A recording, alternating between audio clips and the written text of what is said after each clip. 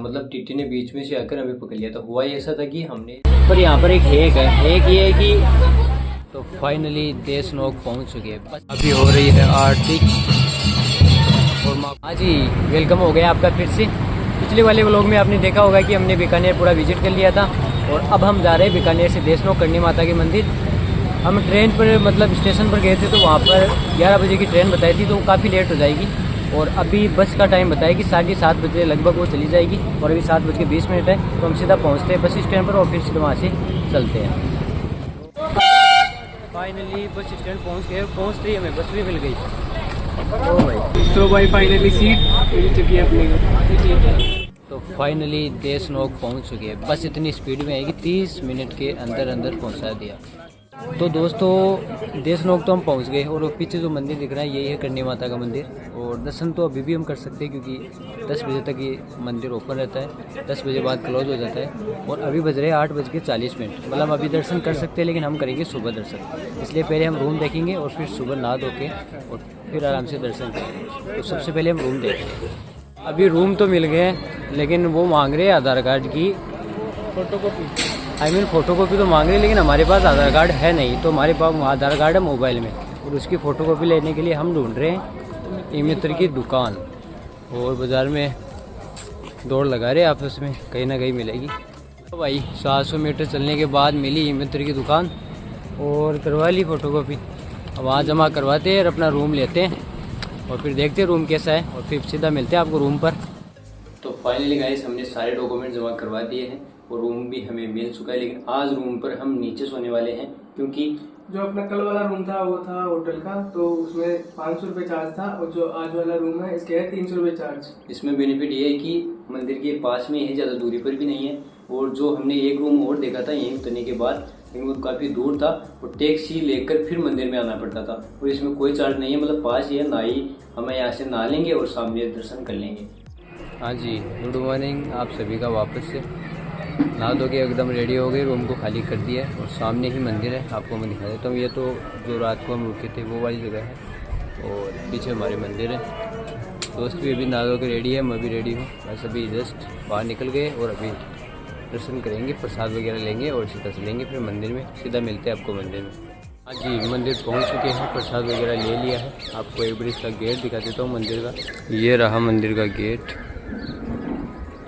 और यहाँ पक्षियों का दाना दिया जाता है और फिर अंदर चले जाता है और मेन गेट आ गया। ये कुछ चांदी से बना हुआ है इसके नेक्स्ट और ये इतना बड़ा गेट इधर भी है और फिर होता है यहाँ से स्टार्ट। इस मंदिर की सबसे बड़ी खासियत ये है कि यहाँ पर चूहों वाली माता भी बोला जाता है क्योंकि इसके अंदर चूहे बहुत ज़्यादा होते हैं। आपको मैं दिखाऊंगा बाद में, नियम कानून कायदे वो आपको मैं दिखा देता हूँ।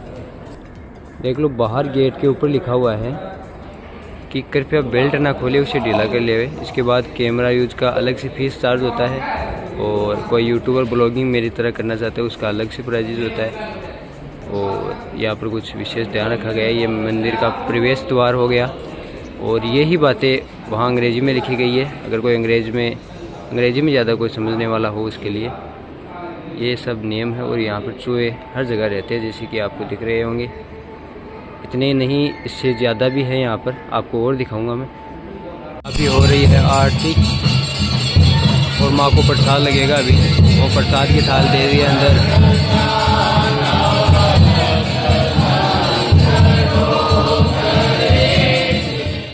आरती संपन्न हो गई है, प्रसाद चढ़ाएंगे और फिर बाहर विजिट करेंगे। तो को आप दाना भी डाल सकते हो, प्रसाद मिलता है, मतलब प्रसाद के साथ ही आपको दाना दिया जाएगा।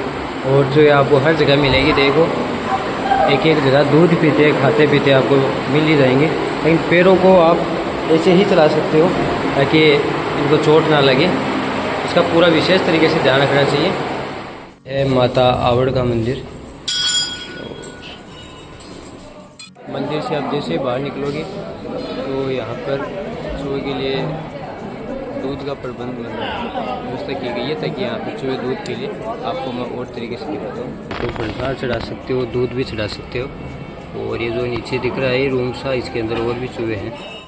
आवड़ माता के भी दर्शन कर लिए और माँ करनी के भी दर्शन कर लिए। और यहाँ से एक सामने वाली जगह है, वहाँ पे फ़ोटो क्लिक करने के लिए सबसे मतलब प्रसिद्ध जगह है। वहाँ से पूरा मंदिर का व्यू दिख जाता है आसानी से। तो वहाँ चलते हैं, जो मंदिर के सामने ही है, आपको मैं दिखाता हूँ। और सामने हमारी फ़ोटो क्लिक करने का एक ऊंचाई की तरह एक चीज़ बनाई गई है, ताकि हम आसानी से फ़ोटो क्लिक कर सकते हो और इसके अंदर मंदिर भी आ सके। मतलब इसके ऊपर चलते हैं, आपको मैं दिखाता हूँ कौन सी जगह है। और ये लो भाई, हम पहुँच भी गए, ज़्यादा दूर नहीं है, मतलब नहीं है, 12-13 मिनट है।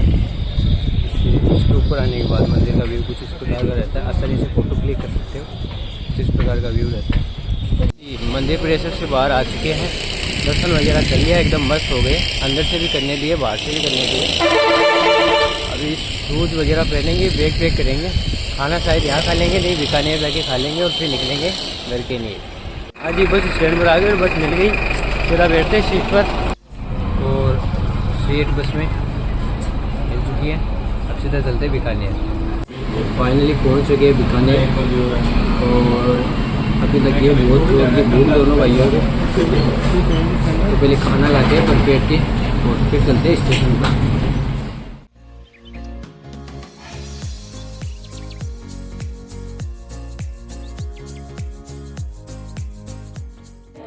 तो फाइनली खाना पीना खाकर बीकानेर ट्रेन स्टेशन पहुंच चुके हैं और ट्रेन चलने में अभी 1 घंटा है और अभी टाइम हो रहा है, क्या टाइम हो गया? 12:25 हो गए। 1 घंटे बाद ट्रेन चलेगी, तब तक यहाँ बैठ कर वेट करते हैं और फिर ट्रेन चलेगी तो हम बैठते हैं इसमें और फिर निकलते हैं घर के लिए। कितने टाइम लेके वो ट्रेन पर डिपेंड है, लेकिन हम यहाँ तक वेट करते हैं 1 घंटा और फिर ट्रेन में बैठते हैं सीधा और आपको सीधा वही मिलते हैं। पर यहाँ पर एक हैक ये है कि हमने टिकट लिया लोकल डब्बे की और बैठे हम स्लीपर में।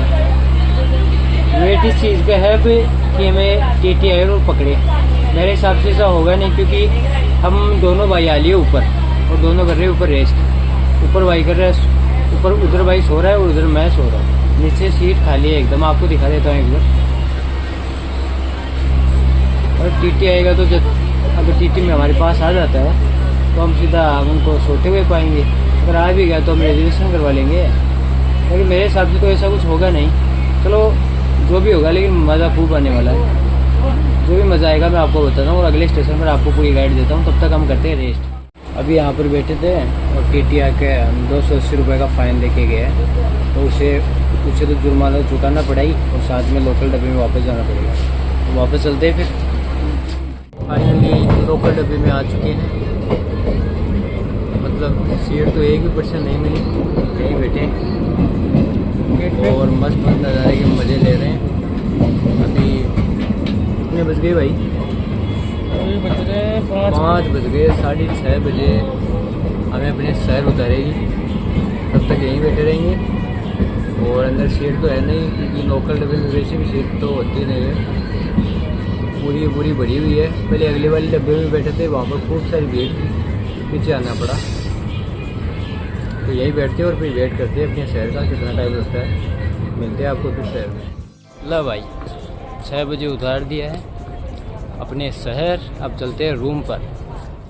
आपको बीच में बताया था कि हमारा फाइन कट गया था, मतलब टीटी ने बीच में से आकर हमें पकड़ लिया था। हुआ ऐसा था कि हमने जनरल डब्बे की टिकट ले ली थी 2, मैं और मेरे दोस्त की।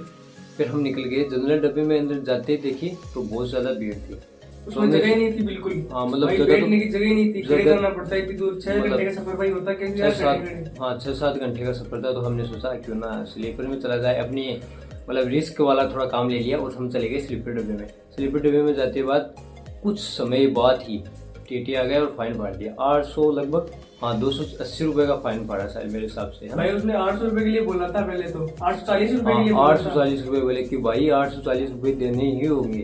तो कैसे उसको मनाया, सर ऐसे नियम पढ़ने वाले हैं, वैसे ऐसे बोली दी और फिर सेट किया। उसमें जगह भी नहीं थी जनरल डिब्बे में, तो फिर इसमें आ गए। फिर उन्होंने बोला कि नेक्स्ट स्टेशन आते ही आप ना पीछे वाले डब्बे में चले जाना, तो फिर फाइन ले लिया। फिर 280 रुपये उनको देने ही पड़े। तो आप भी अगर सफर करो तो जनरल की लो, तो जनरल में ही जाना चाहिए, फालतू के अंदर ऐसा रिस्क लेना नहीं चाहिए। हमने तो ले लिया, लेकिन चलो आपका फ़ायदा हो गया इस कारण कि आपको पता चल गया कि हाँ ऐसा नहीं करना चाहिए। तो फिर वहाँ से निकले और अगले स्टेशन आया और उतरा, वो वापस आ गए टीटी साहब कि हाँ उतरो भी अभी।